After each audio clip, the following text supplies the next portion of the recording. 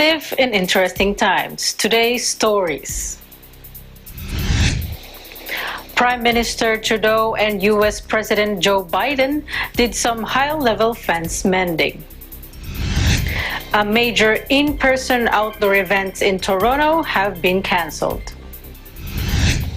Ottawa seniors over 80 are expected to start receiving COVID-19 vaccine. COVID-19 update in British Columbia. Windstorm batters Vancouver Island. Giannis Antetokounmpo, Karl Anthony Towns on unique off-court friendship. Mike Conley, Fred VanVleet joke about All-Star snub. A quick winter trip to Mauna Kea, Hawaii's highest peak. And we take a look at the coolest places to visit in Calgary, Alberta. Hello everyone, you're watching Eagle News Canada. I am Cara Cabuso Pascual, reporting from St. John, New Brunswick, bringing you stories from across the globe.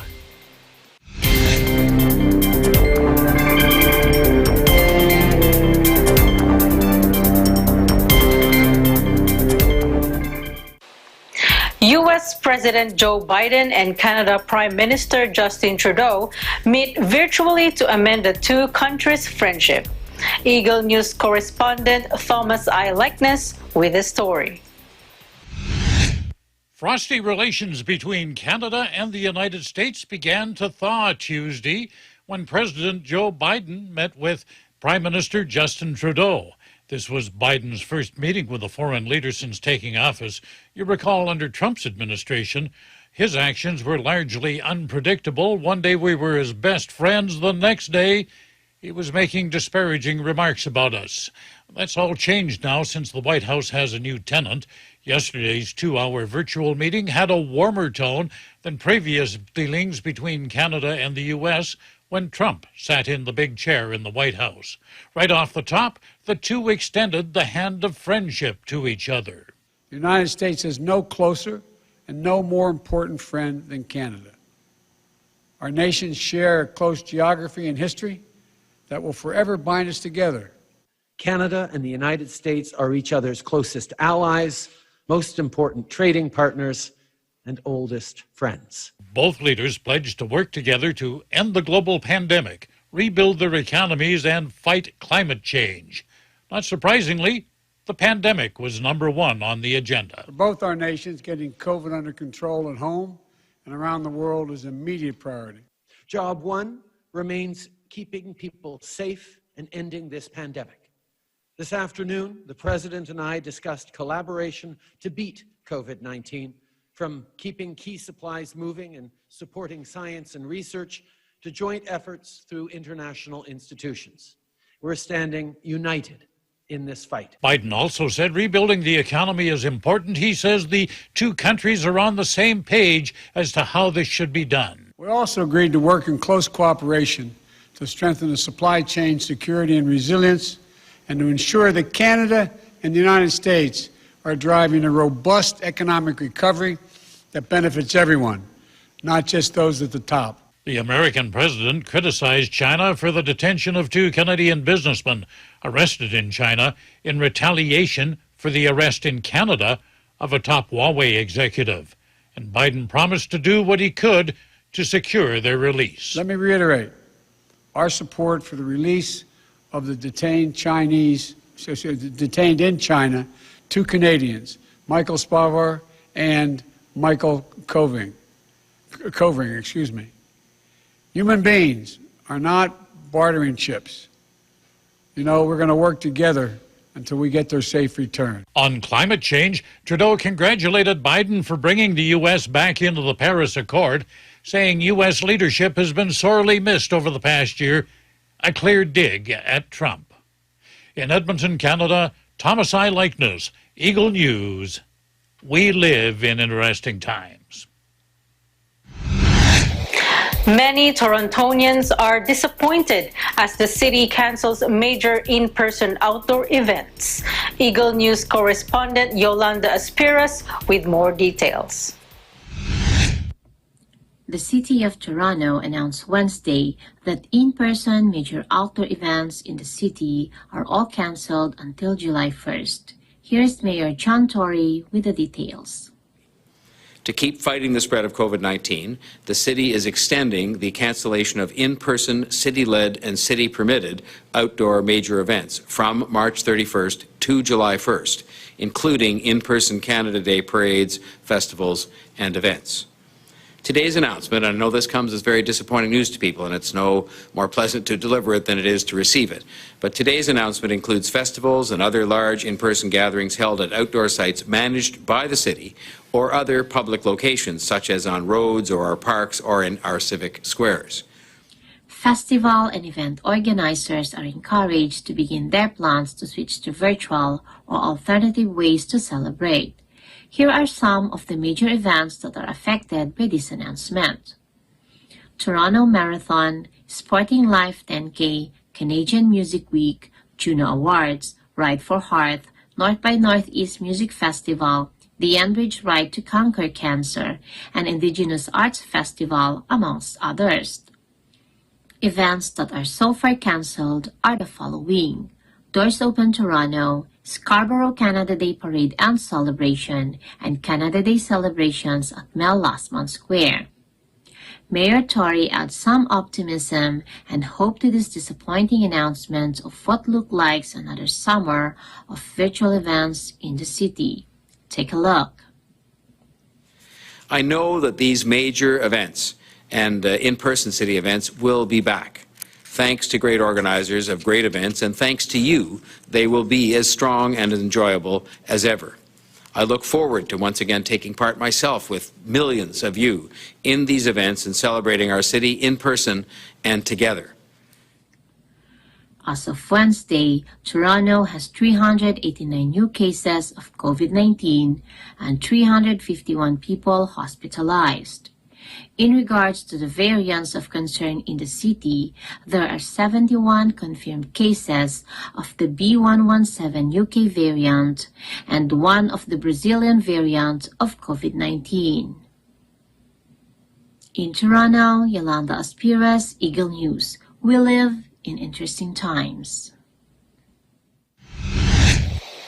In Ottawa, seniors over 80 years old are expected to start receiving COVID-19 vaccines. Eagle News correspondent Andre Rajoy reports.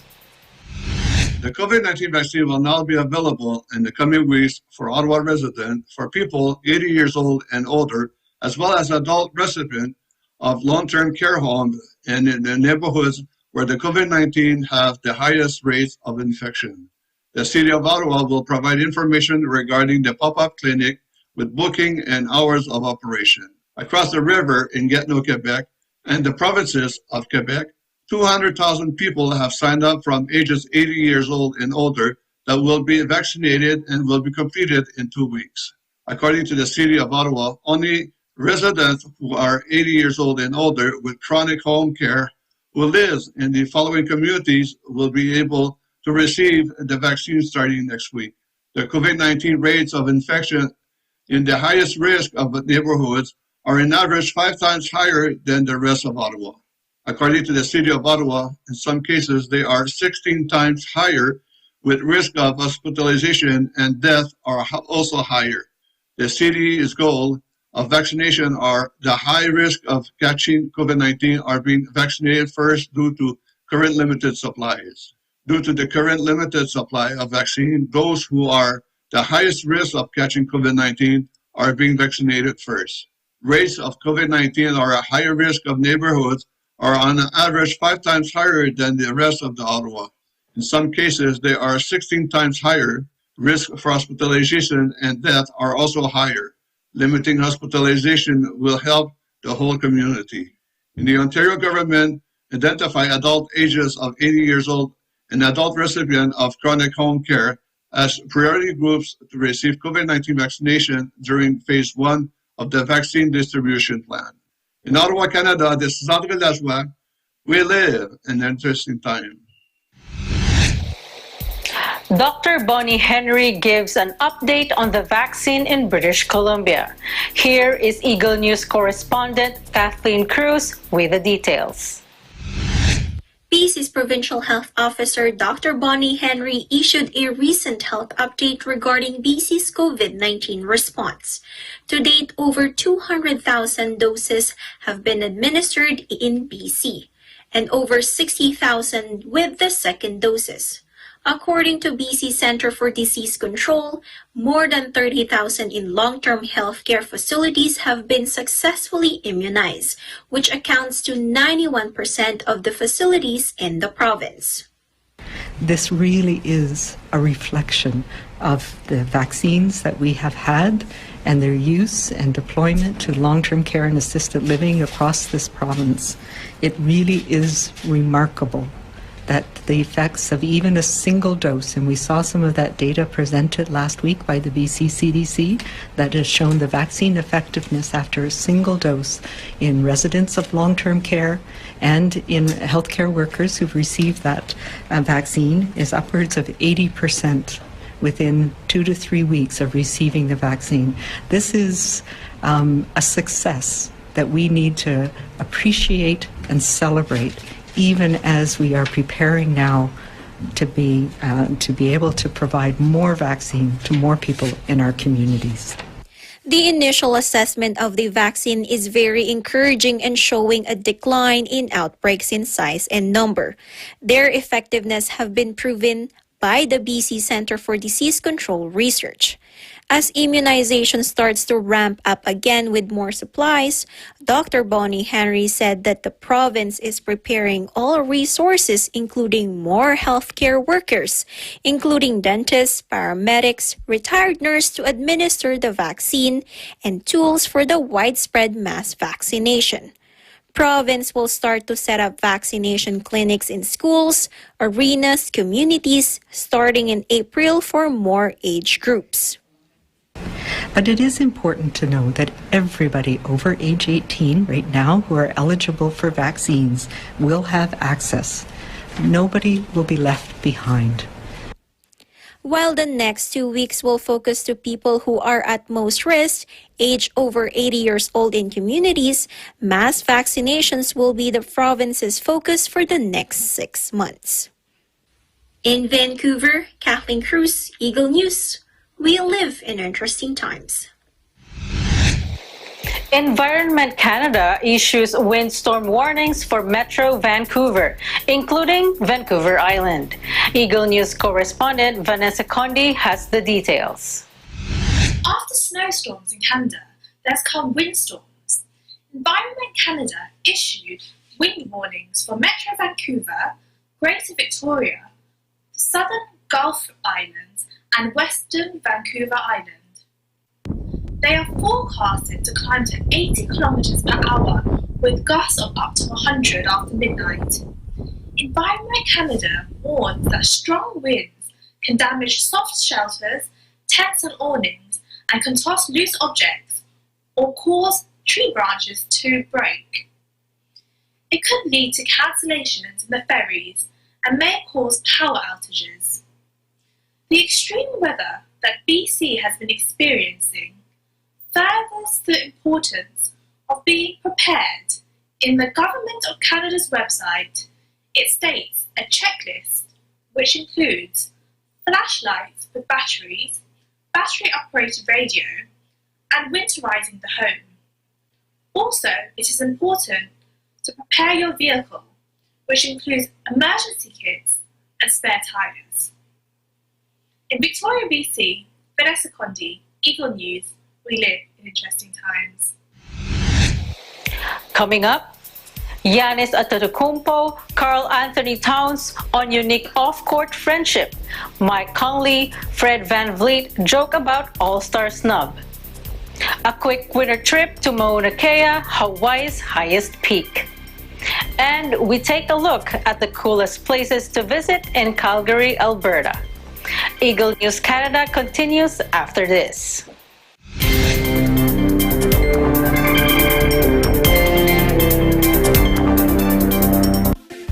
factual. We have to defeat the virus everywhere. Timely information. Balanced, not only in the country, but also abroad. I'm certain of one thing. Interviews that people need to know. Watch Aguila Pilipinas. A one-hour newscast of reports coming from regional hubs in Luzon, Visayas, and Mindanao. Know the important updates in Asia in ASEAN in Focus.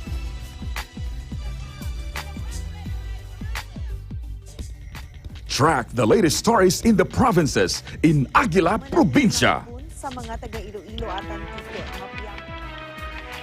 Tune into Mata ng Aguila, the evening primetime news program of Net25. Balanced and objective, Mata ng Aguila covers national and international issues, tackles news on business, health, science, and technology, entertainment, sports and human interest features, and current events. And Eagle News International delivers the latest global reports, impartial, accessible, and up-to-date. It brings to fore EBC's rich international scope and access to valuable information streams. Well, thank you to explain our health outdoor track. Catch these programs on Net25. You can also watch our news programs through eaglenews.ph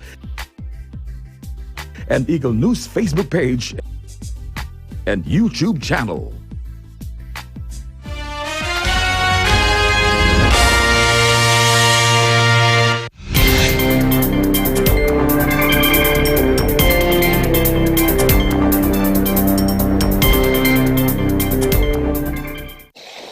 Welcome back. You are watching Eagle News Canada. I am Cara Cabuso Pascual from St. John, New Brunswick.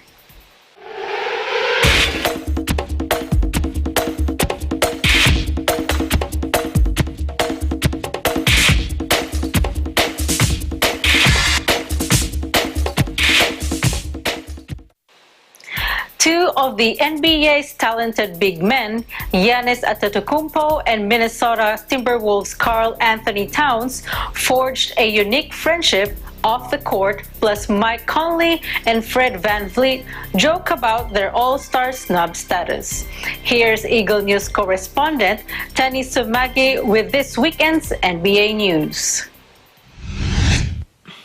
Two of the best NBA defensive forwards, Milwaukee Bucks' Giannis Antetokounmpo and Minnesota Timberwolves' Karl Anthony Towns, faced off on Wednesday. But it's their off-court relationship that defines true friendship. The Greek Freak relates to what Kat has been going through for the past year, plus Kat appreciates the support from the reigning MVP. I kind of was in his spot 4 years ago when my dad passed away. I had the opportunity to talk with him a couple of months ago, but I haven't seen him in a long time. So I had to go up to him and kind of speak with him, tell him a few words, and to represent his mom in the best way, and told him something about his loss. But I kind of know how much he hurts. I know how is it to lose somebody that you love, and then you gotta go and still do your job. It's extremely hard. So I told him, I love him. Stay healthy. I'll see you soon. Giannis is a friend of mine, and I like to say, and I appreciate him, and I don't think he gets enough publicly how much of a man he is, but I'll say it for him, even though I know he won't. I appreciate him and the way he's reached out to me during my time. And, we really, built a friendship there. So I'm really appreciative of him and the amount of care he's put into me and my family. Utah Jazz, Mike Conley, and Toronto Raptors, Fred VanVleet, have been having a sensational season, but were left off on the All-Star Reserve roster. The 2 point guards joke about their all-star snub. It was tough. I really thought, this this was the year. You know, I've joked with the guys on the team that I blame them. We should have started the year 31-0. Maybe that would have gave me a better chance, but I don't know what else, what else to do. You know, when I was telling them it's hard for us because a lot of these games we've played, we've won by, a lot, double digits. So, you're not normally playing late in the fourth quarter and stuff like that. So we're just, as far as statistics and things, like our team is that good right now. I'm a human. I'll be disappointed. I really, as much as it doesn't matter, it does matter, if that makes sense. Like, I'm not gonna lie and say, I don't care. Obviously I care, it's something that I want to be a part of someday, but I think just having a proper perspective on it and understanding that I'm not going anywhere. It's not going to be my last year being up for All-Star. I think I was very close, and all the guys that made it were very deserving, and that's the case every year. So, I'll keep getting better and give myself a better case. I don't want to go anywhere. Let's go with that. Let's go with that narrative. I'm gonna be salty and be a sore loser. I don't want to go. How about that? Stay tuned to Eagle News for more highlights and stories on the NBA throughout this season. In New York, Tenny Samagi, Eagle News, we live in interesting times. In light of the recent winter storms in the U.S., it's easy to forget that snow can still be enjoyable so long as the necessary precautions are taken. At least that's the experience for Eagle News correspondent Charmaine Sierra, who recently went up Hawaii's tallest mountain and shares this feature. Mauna Kea, which is located on the Big Island, is Hawaii's highest peak at 4,207 meters above sea level. Every winter, the 3 tallest mountains in the state receive snowfalls, making them favorite tourist destinations. For those planning to visit Mauna Kea, it is highly recommended to stop by the Visitor Information Station, or VIS, at 2,800 meters to receive a current weather update, safety information, and to adjust to the change in altitude. Visitors are also strongly advised to drive only 4-wheel drive vehicles with low range because of the steepness of some parts of the road as well as possible changes in weather on the mountain.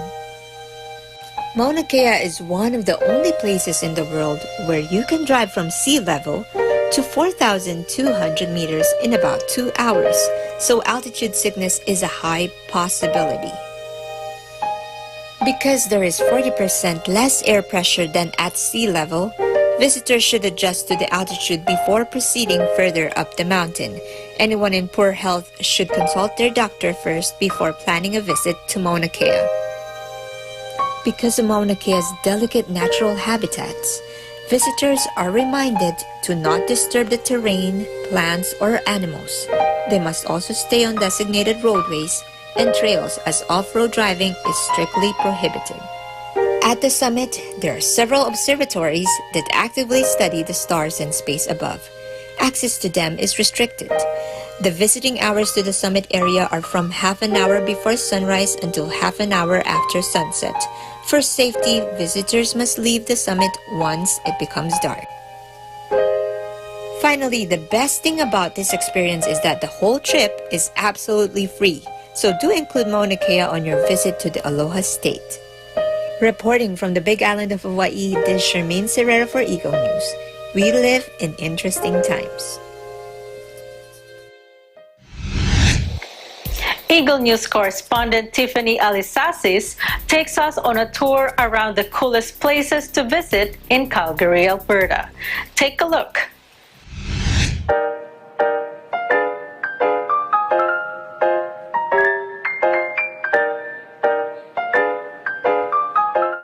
Hello everyone, it's Tiffany from Calgary, Alberta, and in this video, you'll be following me around for a tour mainly in downtown Calgary. And I'll inform you on the best places to eat, visit, and things to do. Let's go! So I love how convenient the transit system here in Calgary. The trains go straight to downtown, and guess what? The transit fare is free, so you can hop station to station only in downtown. So usually I take the train to get to downtown because it's more convenient and you don't have to look for parking spaces. And the first place we are going to visit is Stephen Ave. This street goes right through downtown, and you can just walk down it, and it is filled with so many different kinds of shops, restaurants, and you can also grab a chance to take a bunch of photos. There is also a mall here called The Core if you love to do a little shopping. We'll come back here later tonight because there's a fun event happening. So if you walk straight down Stephen Ave, you'll find the Calgary Tower. The Calgary Tower is a wonderful place to see the city from above. Did you know it has 802 steps? But don't worry, if you want to go up, there's elevators. So if you keep on walking down past Stephen Ave, you'll reach the end and you'll see Olympic Plaza. So during the winter season, everyone loves to go ice skating in their outdoor rink. It's also amazing at night because of the cool lights there. And if you don't have your own skates, don't worry, there's rentals.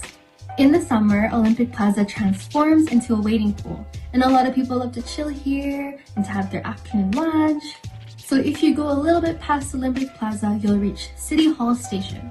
And right beside City Hall Station is one of my favorite places to see and study, and that is Central Library. So the architecture in this library is so beautiful. I wish we could go inside, but due to COVID, it's sadly closed. So I'll just pop up some photos here to show you what it looks like inside. So after all that walking, I bet you're hungry. So in downtown, there's so many great places to eat here. Unfortunately, I can't fit all of them in one video, so I'll just show you one. And Calgary has a lot of new places that just opened up in the past year, and I have yet to visit.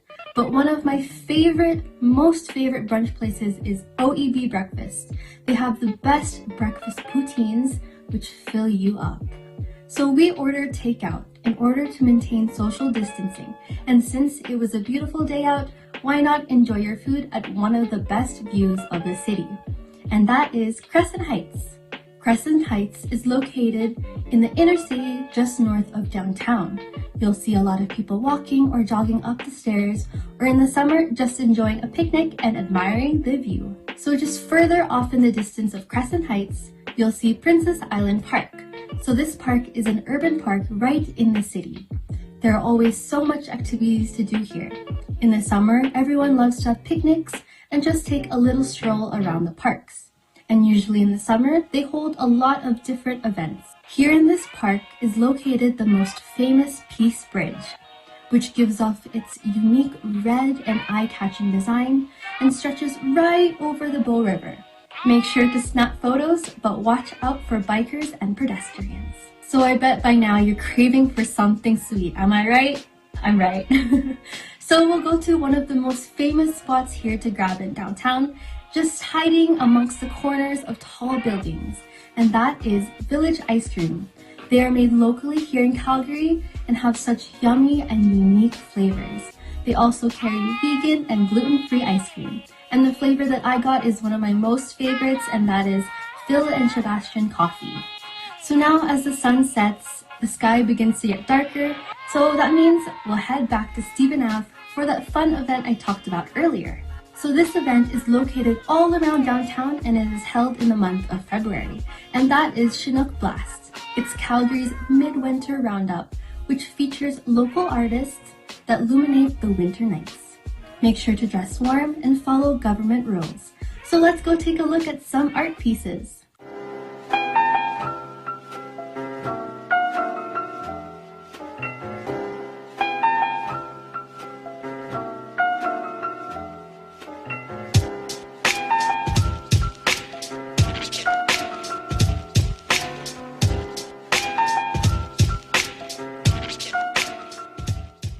So that concludes our downtown Calgary tour.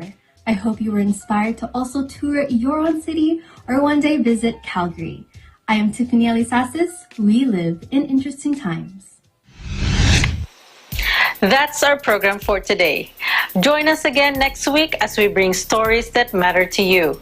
Visit our website at eaglenews.net and eaglenewslive.com.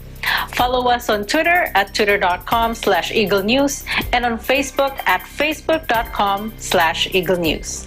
Thank you for watching. I am Cara Cabuso Pascual. We live in interesting times.